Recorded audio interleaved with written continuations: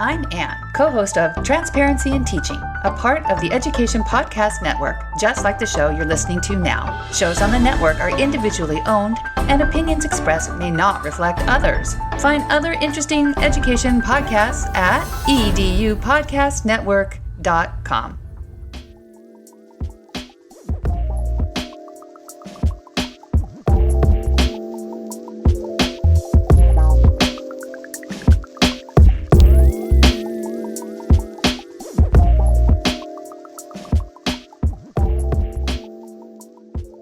Hello, everybody, and welcome to another episode of My EdTech Life. Thank you so much for joining us on this beautiful Saturday morning, wherever in the world you may be, whether you're having breakfast, lunch, dinner, or maybe it's already Sunday.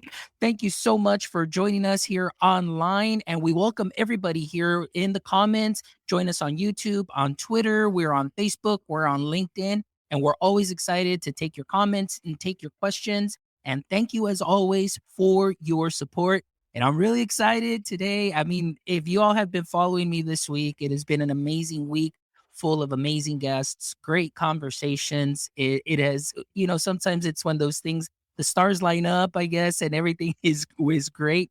Was able to get 4 amazing guests this week. And today is our 4th guest, Mr. Steve Martinez, who I am excited to have here on the show. And just a great story, just an overall amazing gentleman who has a passion for education, a passion for learning, a passion for innovation. So I'm just excited to get down to having a great conversation. And like you saw in the Twitter post earlier, Steve's going to help you level up today with our conversation. So I'm really excited about that. Thank you, Scott, for joining us. Also, he's already in the chat. He's here early in the morning. So Scott, thank you so much for joining us. Steve, how are you, man? Like I've been looking forward this whole week to speaking with you and just, ending this great week with you with an amazing conversation and just to hear your story. So thank you so much for being here today. I really appreciate you, man. Yeah, no, thanks for having me. I see not just this week, but just in general, like the amount of voices that you have that are extremely talented and powerful.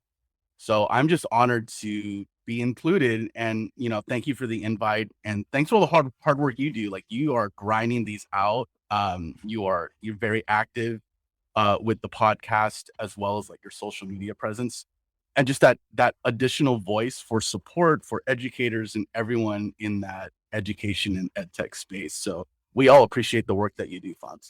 Thanks, man. I really appreciate it, Steve. Thank you so much for that. Really makes my day. And like I said, Saturday morning's been my jam, and this whole week is great. And like I said, I'm just excited. And so, Steve, just in case anybody is joining us right now live, for viewers that may not be familiar with your work yet and what it is that you do, please give us a little bit of brief introduction and what your context in education is. Yeah, so I'm a social science teacher from California. I currently teach government economics at the senior level and then world history at the sophomore level. I have my master's in curriculum and instruction. When I did that, the focus was ed tech. My thesis was on flipped classroom, which was huge in the sense of digging deeper into that blended learning, into that flip model.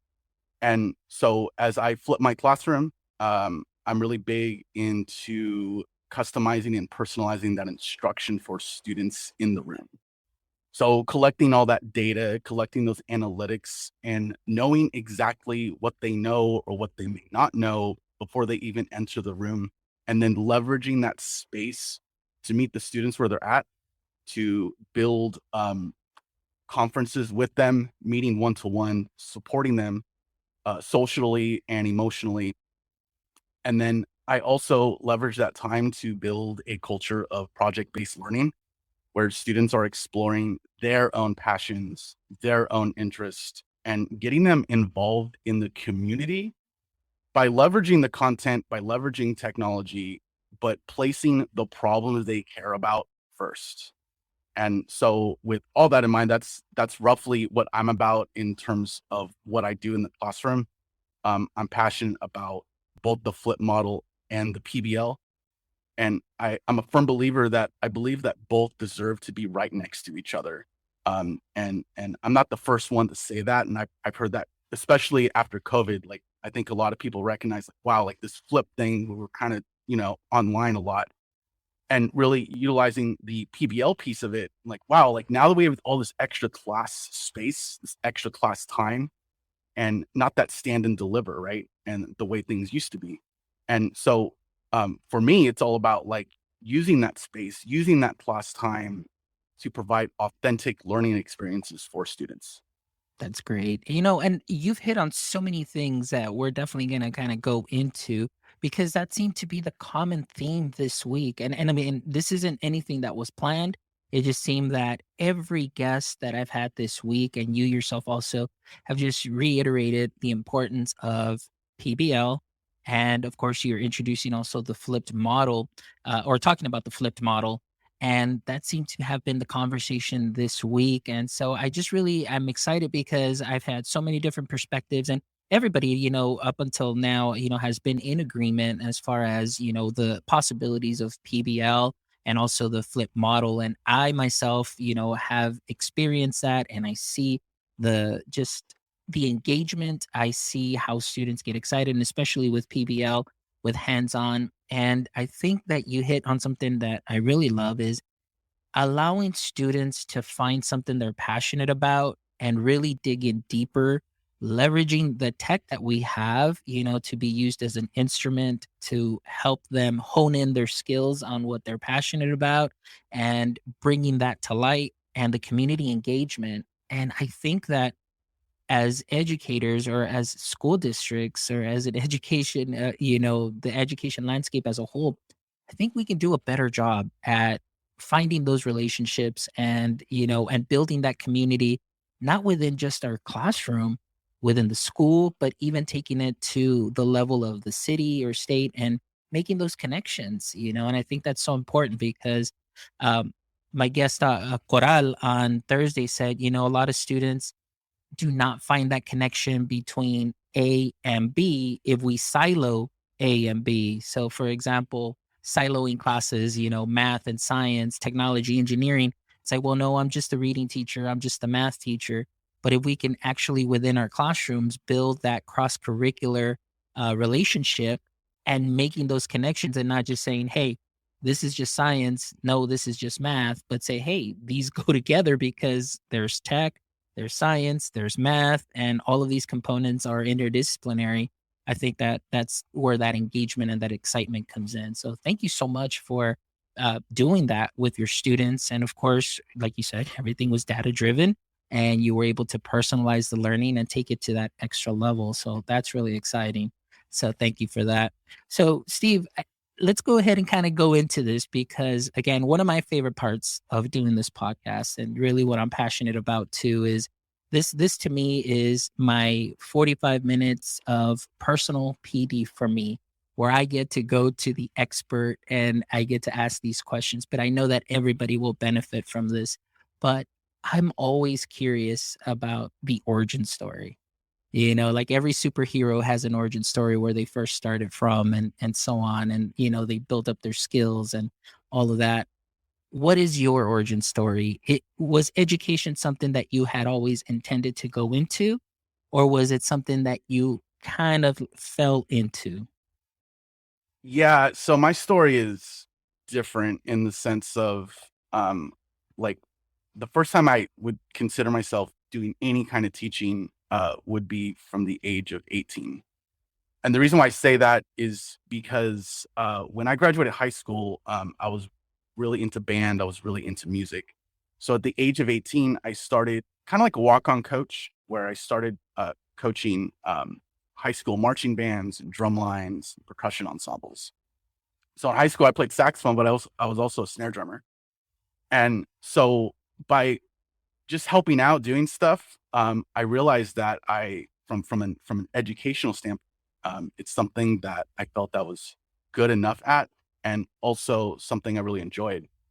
And so as I made my way through, I started designing, writing music for ensembles, writing visual packages, so like the movement and a lot of the dance stuff that was involved.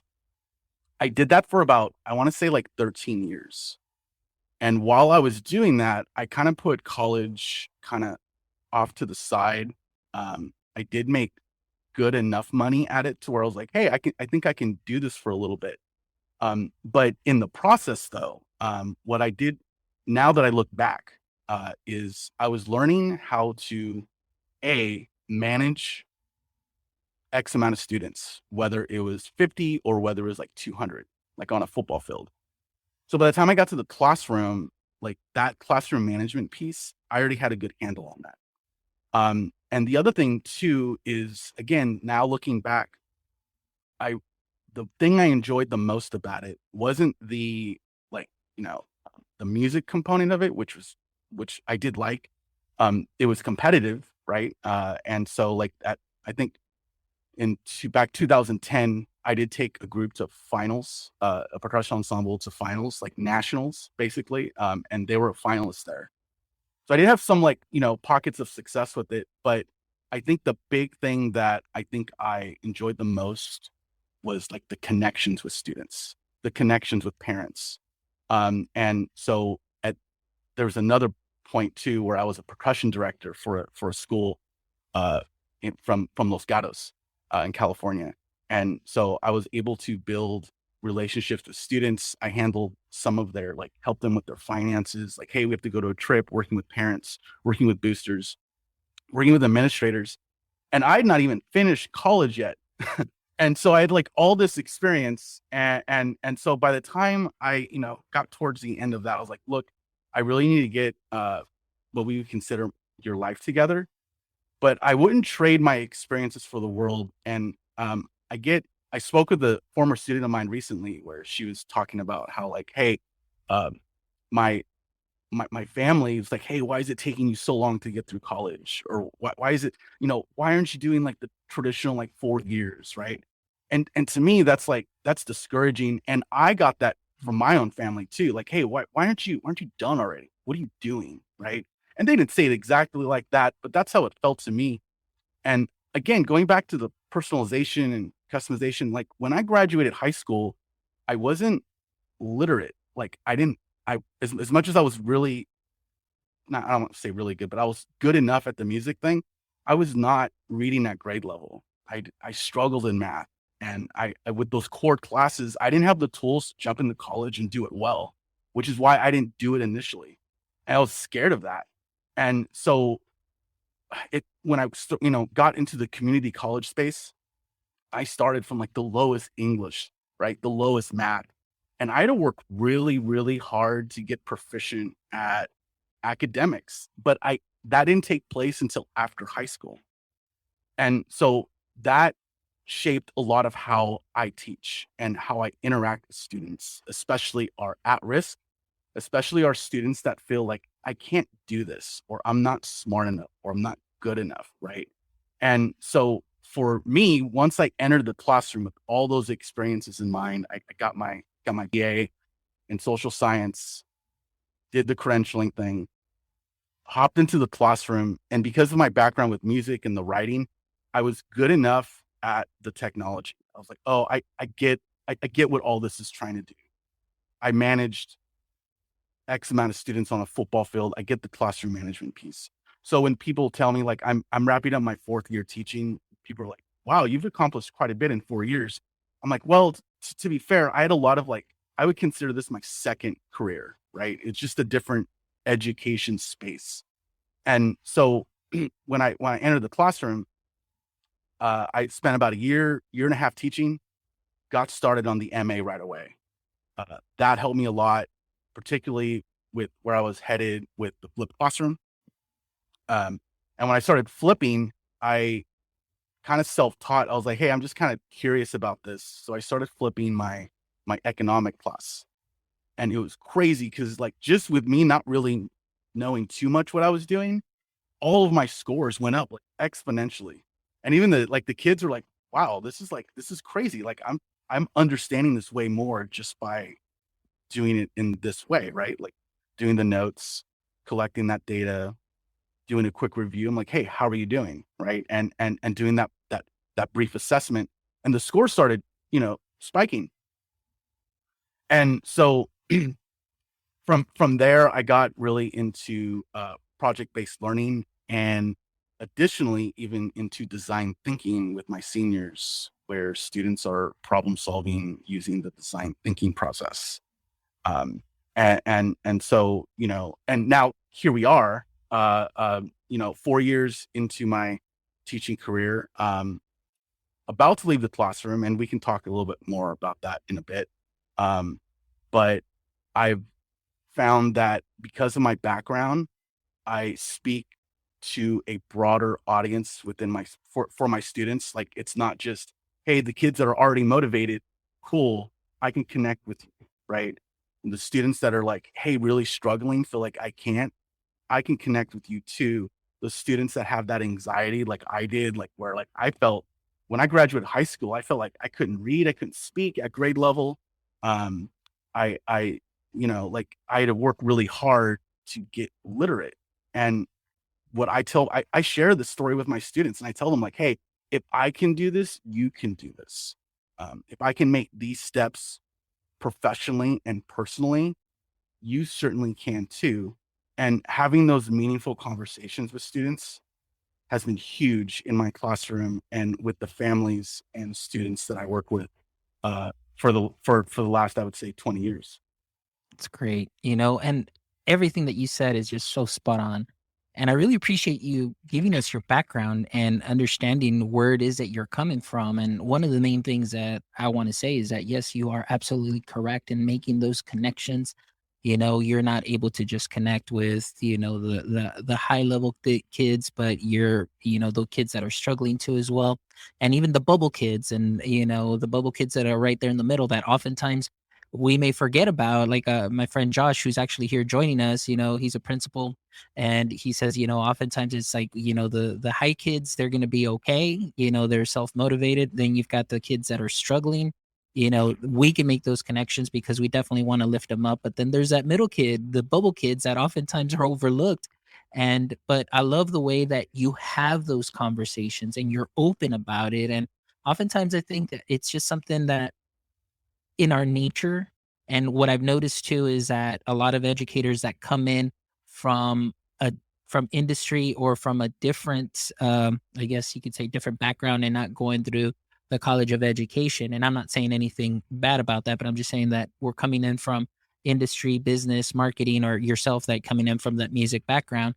We've seen things different. We've engaged in a different way, and we bring in those sales skills, that personalization, being honest, being open and talking. And because these are the real world skills that we needed in order to be successful in what we were doing prior to getting into the classroom. So it's something that's very important, and that I wish more teachers would take a risk and say that it's okay to be a little bit vulnerable. It's okay to have those conversations because we struggled ourselves, but we shouldn't be, now that we're in the classroom, be like we are the know-it-all, we are that sage on the stage, but make those connections. And I love everything that you said, because if I was in your classroom, I could definitely see myself being successful in that, in that subject area if I'm struggling, or even in anything else, because what you're teaching me, not only through the flipped classroom, but through PBL, is you're teaching me skills that I can transfer into my other classes as well. And that right there, you're building up that capacity, and the students are making those connections, and you're creating a learning experience. And I've always said, and I learned this from Dr. Morris, a learning experience is something that that student of yours is going to take with them forever. It becomes part of them rather than just the learning where I just memorize, formulas, cities and states, nations, countries, and so on, where that later on, it's hard to sometimes memorize. And we don't even need to memorize things anymore because we've got phones on our fingertips. But the experience, Steve, that you created for those students, that's something that is long lasting, and it's going to go longer even after this year that you've had them, and those students that you've had before, and the students that you will have after. And now, as we're going to kind of talk into about your new role, the teachers that you will be helping. And that is something that's magical and wonderful in what you're doing. And it really excites me and it really touches me because, I love it. That reminds me so much of myself being in the classroom and even right now trying to model that working with teachers as well. It's great. So thank you so much for sharing that. And I did want to add too, that's great that you're a fellow woodwind because I did play saxophone also as well in high school. And I Nice. was like, yeah, I was trying to look for a picture here to share with you also as well because I was in a ska band too playing saxophone. Oh, So yeah, yeah. so it was pretty cool.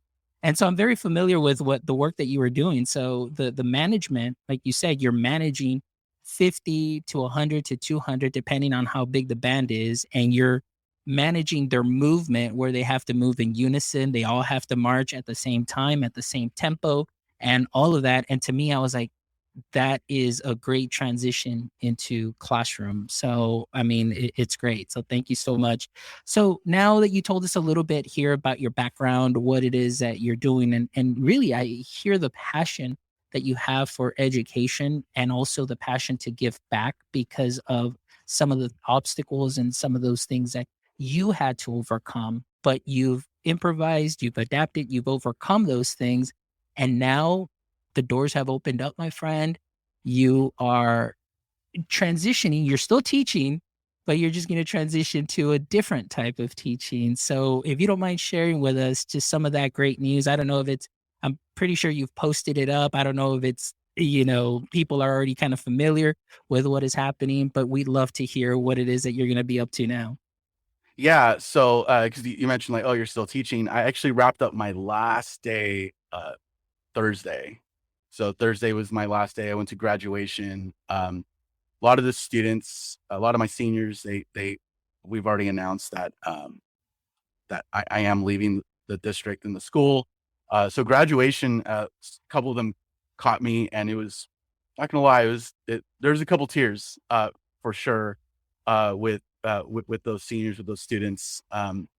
But the reason being is that I have accepted a full-time position at Cami. And yeah, thank you. And Cami is, I've been collaborating with Cami for a few years now. And I've always told myself, I was like, you know what? I have no intention of leaving the classroom. But the more I got into it, particularly with ed tech, was like, there's only two companies I would leave the classroom for.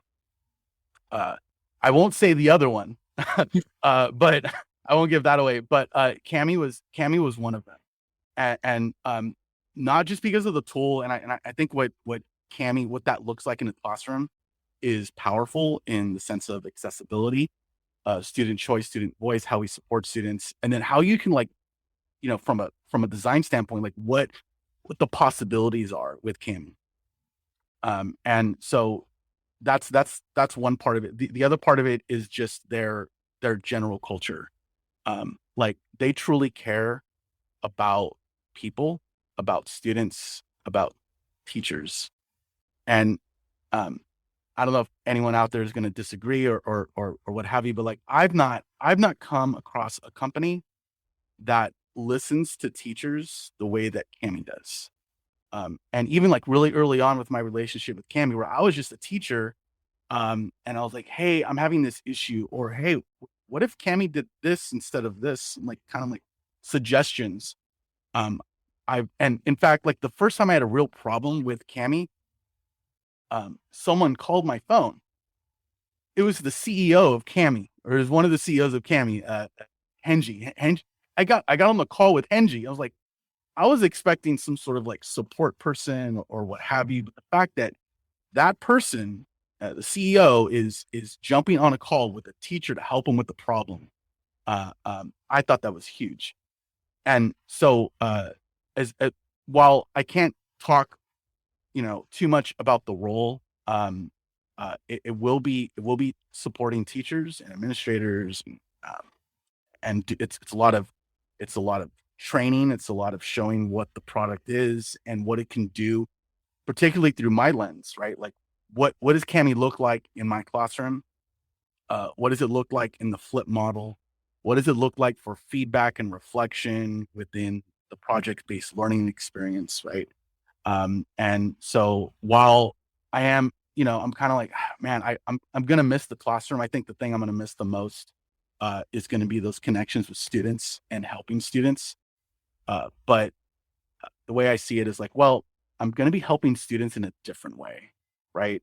Spreading my knowledge of Cami and my knowledge of everything I have, um, you know, helping people better understand what ed tech can look like and how to leverage technology beyond just replacing paper. So that's what I'm excited about. Um, I do start next month, which is super exciting. I think it's going to be a good time. I think I'll be working with good people that are encouraging that culture, that company culture of like supporting each other, lifting each other up, and I'm stoked, man. Like I'm super excited to step into this role. And I'm excited for you, and I love what Scott here shares because we know Scott also transitioned from classroom, and now he's doing Canva, and he's here in Texas, so it's great. I got to meet him in person and everything at TCA. But I love what he says here. It says still in education, just expanding your reach. So yes, and that's different, and that's why I said you're going to continue teaching in a different capacity, bringing that knowledge to teachers and that experience. And you know what? I must say, yeah, I've been using Cami since 2016, 2017, and I've had the same experience that you've had where I ran into issues and I had Henji call me, back in the day. And, one of the things is that you're absolutely right. This is one of the companies that I love the most in getting teacher feedback. And more than anything, to me, it's a one stop shop for tier one, tier two, and even tier three instruction where you can go in deep. And oftentimes it's, you're barely scratching the surface on a lot of, tools that we have because you just want that immediacy and so on. But if you dive in deep to what Cami offers in the suite of tools that they have, and I use Cami, my own personal subscription for right now, currently for my doctoral studies because of all the reading that I have to do. So I'm reading my articles, I'm highlighting, I'm putting in voice notes, I'm putting in video notes and little clips and doing screencasts. Because then when I come back to that particular article, I already know where it is that I'm going to find what I need to do my research. So Cami goes beyond just K-12. This is a tool that can definitely be used at any grade level and even in any business. And so this has been one of my favorite go-to tools from 2016 all the way even now. And then during pandemic, it was so helpful. So I really am excited for you, Steve, because honestly, everything that you said, I will not disagree with you. And there are many other people that will not disagree with you that this company is a great company that really takes teacher feedback seriously. And the culture there is just great. They're so nice, so as far as attentive to our needs and very quickly, they're able to help and troubleshoot and do those things. So I'm really excited for your transition, my friend. It is going to be exciting to see you. Hopefully, you'll be doing the conferences, seeing you there, and hopefully meet in real life and so on. But I'm really excited that you will have a great impact taking your experience in the classroom, what you did so well there. Now, I mean, and it's great. And it works out with the last post that I did on Twitter where I said you're gonna level up with Steve, and really you're helping us all level up because of the experience that you had, as teachers. For those of us that are always willing to learn and always out there looking for that next little tip and that little knowledge nugget, I'm really excited that you're gonna bring that and you're gonna bring it, with a passion, and that's exciting, Steve. So tell me your just what your first reaction was, when you heard the news, because I'm just always excited to just hear that too as well. What went through your mind when you got that phone call or that message or whatever it was? Um, it was crazy because it was talking back and forth, like how that goes. But once I knew that like, okay, this is happening, uh I had to pinch myself. I was like, there's no way that Cami would give me that kind of shot, right? And it because what Cami does is they kind of, I don't want to say they build you to it, but like they scaffold how they train teachers to be able to get the knowledge that I have. So they have courses, right? So the first time I got started with Cami, like I just did the courses, and then I got accepted into their ambassador program, which is the Cami Hero program. And then I spoke at two Cami Connects. That's that, like their virtual conference. So it wasn't like, sending my resume to this company, like, let's see how it goes. Like that relationship was already established. And that to me is powerful, that they're willing to build that rapport with teachers, regardless if they think that they're going to hire them or not. Right. That's just part of that's just who they are. They're so, the best way I can put it is they're so human. Like they care about what they're doing beyond just the tool. It goes into the how we're teaching and how we're feeling. And so when I got that call, as you put it, I was just like, there's no way that I'm going to be a part of this cool thing that they're building.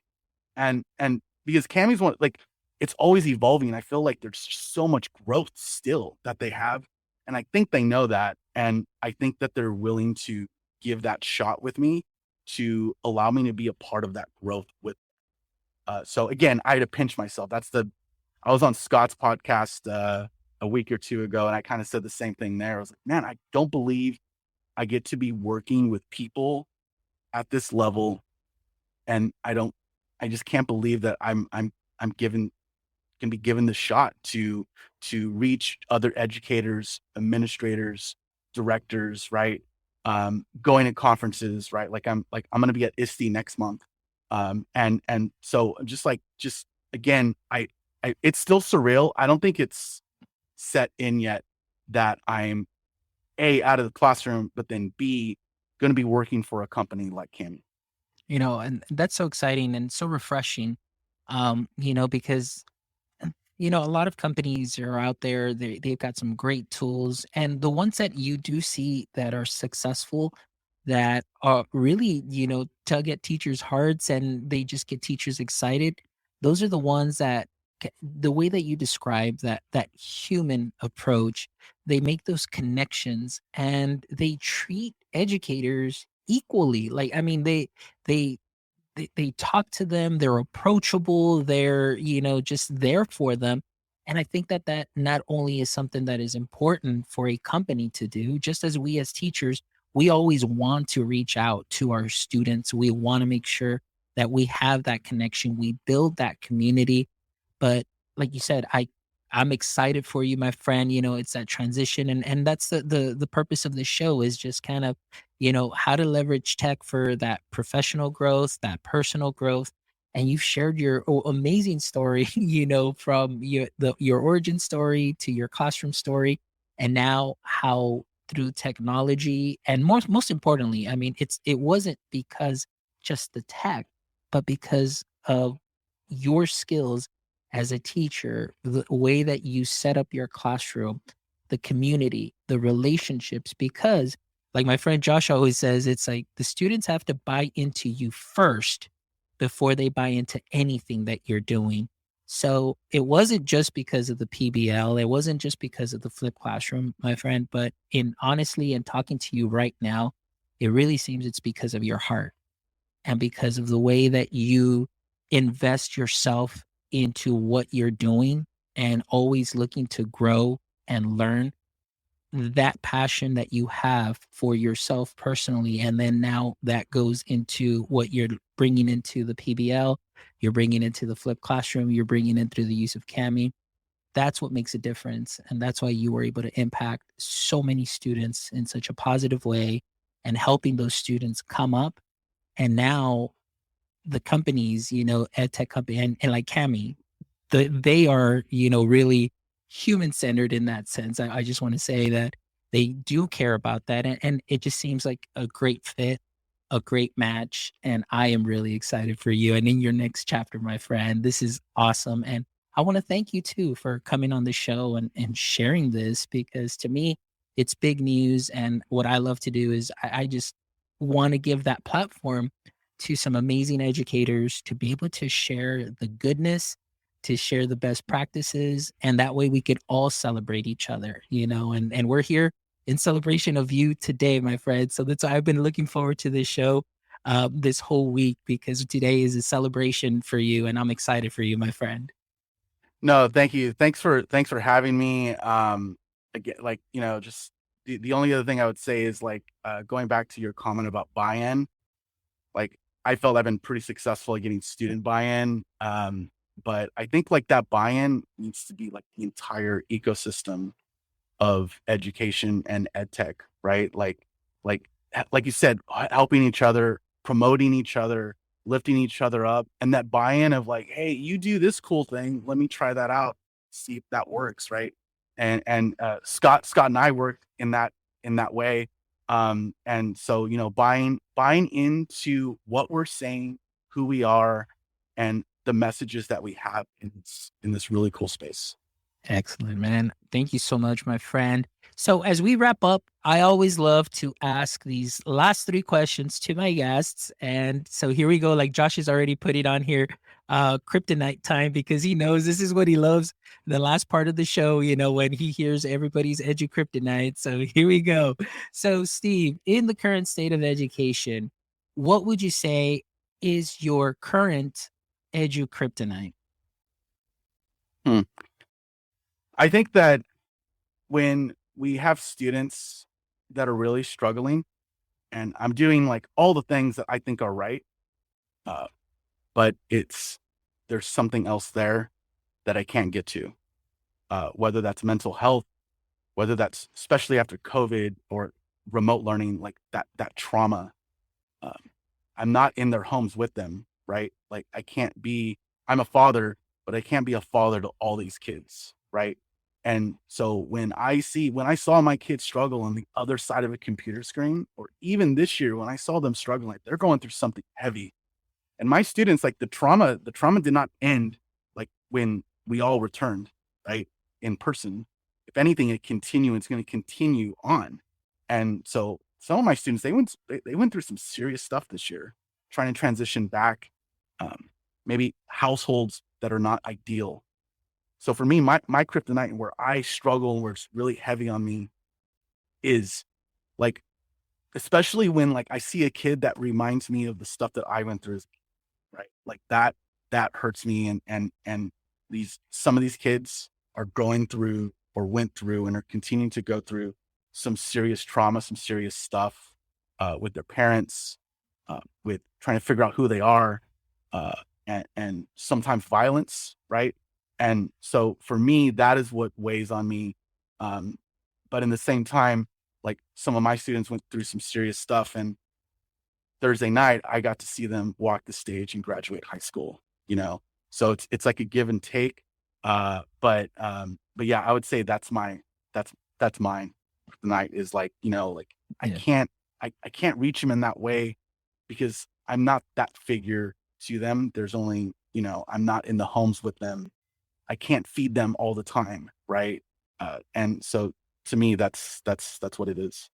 Thank you so much, Steve, for that honest answer. Just, and again, we can see your heart, and I really appreciate that, man. And it really comes through, you know, because as I don't know, as teachers, I think it's just kind of built into us too. Like we want to make sure that for our kids' well being too as well. And so thank you so much for sharing that. Next question for you, Steve, is if you could have a billboard with anything on it, what would it be and why? Mm. Um, Probably something along the lines of, like 'cause we talk about self-care, we talk about mental health, right? I think at least in our space, like at my own school site in my district, like there needs to be some sort of message that, teachers need self-care too, and teachers fall and are struggling just as much as everyone else. I think sometimes the population forgets that.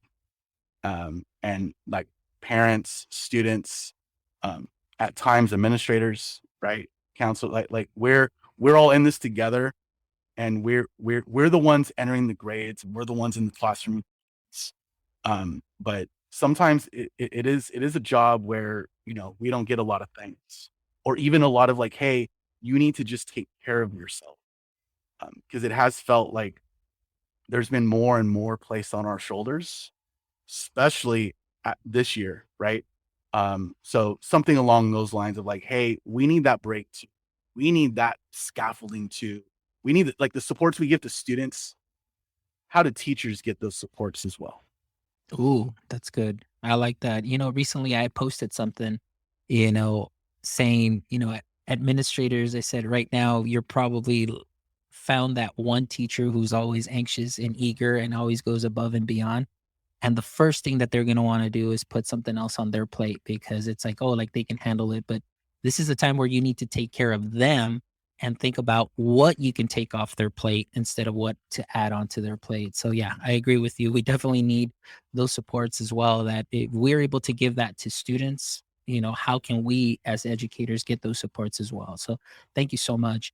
And the last question, Steve, because you never know, after today and, after, you're, transitioning and so on, maybe one day you're going to start a podcast. If you haven't thought about it yet, I completely suggest, hey, just click record, my man. You've got a lot of great things to share. But let's say that today was your show. This is the Steve Martinez Show, the podcast, and I am your guest on your show. What would be one question you'd like to ask me as your guest? Hmm. So I think that, because my understanding is that you're not currently in the classroom, correct? Correct. Yeah. So for the first thing that comes to mind, just because I'm about to exit, uh, what is the thing that you miss the most about the classroom? Yeah, great question. Thing that I So that's miss something about I would ask. Yeah, the thing that I miss the most about the classroom is exactly everything that you described. When I first came into teaching, never wanted to do it. I fell into teaching and I absolutely loved it. It's the personalization, getting to meet your students and build that relationship. And not only that, but going, even above and beyond to building the relationship with the parents as well and building community with them. Oftentimes, it's the phone calls, believe it or not, those phone calls home do work, where instead of, a lot of parents may expect something bad, but when you say, hey, I just want to let you know that they did awesome today, they did great. And believe me, that power, that little instance can also change the dynamic in the home, because sometimes as teachers, we often have a perception of students, or at least that perception is built where, let's say the previous year teacher says, oh, you're going to have that kid. It's like, well, what do you mean by that? What do you mean by that? You're going to have that kid. I mean, there's absolutely nothing wrong if you tap into the way that they learn and if you tap into the way that they are engaged. I have no issues with that. But also, even at home, sometimes because of the power of words, and sometimes teachers calling home and your kid did this, your kid did that, your kid did this, and your kid did that. Now the parents think, oh my goodness, what is, is there something wrong with my student, with my kid? Is what's going on? But those phone calls home and praising, I've seen where it has changed not only the student in my classroom, but it also changes the ambiance and just the environment at home as well. So very much like you, Steve, it's just pouring my heart out into my students, the kids, reaching them and going above and beyond and helping also, even if I can, the parent, environment at home just by shouting praises about their student, their child, and making those connections. So those are the things that I miss, those relationships. Now that I'm transitioning and I'm working with teachers, I try and do the same thing with them too as well. I've had that experience. I know what it's like being in the classroom. I know what their struggles are. So I kind of relate to them with those struggles. And we build that community, build that communication, that confidence, that psychological safety. And then you introduce and say, hey, here's how I can help you with this. Here is one piece, here's one tool, here's one practice. And my goal, I always tell them, my goal for you is if I can get you 5 to 10 extra minutes in your day to just go to the bathroom or just simply sit in your chair and your desk and just breathe, then this has been a successful training. Because I don't want to make them feel that I'm adding more to their plate. I want to see if I can take away from their plate and give them more time to breathe. So yeah. But yeah, anyway, going back, that's definitely what I miss in the classroom, those relationships with the kiddos and the little notes and the excitement that they have when we're doing a lesson. And so yeah, that's really what marked my career. And I was just like, that's so wonderful. So hearing you describe what you were doing with your kids, I was like, man, that is so great. Like I remember that. It is So it is a beautiful thing. Like those connections that I would say that's like the most important part of the job, but it's also the most rewarding. yeah, it sure is, man. Well, Steve, man, thank you. Thank you so much. I really appreciate you taking the time out of your day to be here. I know it's early in California. Thank you so much for Yeah. joining me here in Texas, and of course, thank you for joining us here with our live audience. We've got Josh, we've got Scott. Thank you, Mel. I had Dr. Watkins, who's actually one of my professors that joined us on LinkedIn as well. So thank you so much for those of you that joined. Thank you so much for all the comments and for all our, pretty much all our followers, guys. Thank you so much for making My EdTech Life what it is today. As you know, our mission, our passion, and our vision is to connect educators and creators one show at a time by giving them a space where they can go ahead and share and help us all learn from their experiences and move the needle forward and changing the education landscape and how we can go ahead and better our education environment for not only us as teachers but educators. So thank you so much for all of your support. Please make sure you visit our website at myedtech.life, where you can go ahead and check out all our previous guests. You can either watch or view our episodes, and make sure that you also drop us a line. Give us a review, send us a message, give us some feedback. We'd love to hear from you as far as what we can improve, or maybe if there are any guest suggestions, please feel free to shoot them my way. We'll be more than happy to see what we can do in making those connections and making those shows happen. So thank you so much, as always, for your support. Steve, can you please go ahead and share with our audience members maybe the easiest way for them to connect with you via social media? What would be the best account or accounts? Yeah, I think Twitter's the best spot. My Twitter handle is Martinez_edtech. Go and follow me. I try to post, or I try to tweet as much as possible, and I've connected with a lot of teachers in that way, and that's been great for me. It's also been great for my students, and it'll be great moving forward as I enter into the Cami world. Awesome. And big shout out to Cami. Cami, thank you so much for everything you do. And thank you so much also. I'm so glad that Steve is going to be part of the Cami family, and just keep doing what you're doing because you guys are great. So big shout out to you guys. And as always, my friends, until next time, don't forget, stay techie.